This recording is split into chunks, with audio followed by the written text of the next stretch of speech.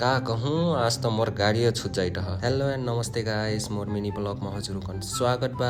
आज चाहिँ मैं जाए लागल रहूँ भुटला कटाई त मैं अब डगरी में निकर गिल बाटूँ त आज माघी हो त हजुरकन फे ढेर से ढेर शुभकामना बा माघी के लाख। मैं त गाडी छुट गिल कहिके कहटु हूँ तर गाडी चाहिँ नहीं छुटल रह त बल्ल गाडी अइलस हमार न त मैं गाडी में बैठ के मैं जिम नखुसम जिम त वहाँ भुटला कटा के टप से आके मजाले लहिम त मैं अब चाहिँ गाडी में बैठ गिल बाटूँ त यह हो हमार गाडी। हमार ड्राइवर दाजु चाहिँ गाडी रोक के सामान बाँधा लागल रही त मैं सोचत हूँ कब गाडी निकरी जल्दी निकरी त जल्दी भुटला कटा के मजाले आके लहिम कहिके सोचत हूँ। अटना जार बा जारक मारट अवस्था हालत खराब हो गिल बा झन अट्टा जार में लाहे परी। मैं चाहिँ अब भुटला कटैना ठाउँ पुग गिल रहूँ। यह हो हमार भुटला कटैना ठाउँ। मैं चाहिँ अब बैठ गिल बाटूँ भुटला कटाइकला त हमार दाजु चाहिँ कलै बैठो न अब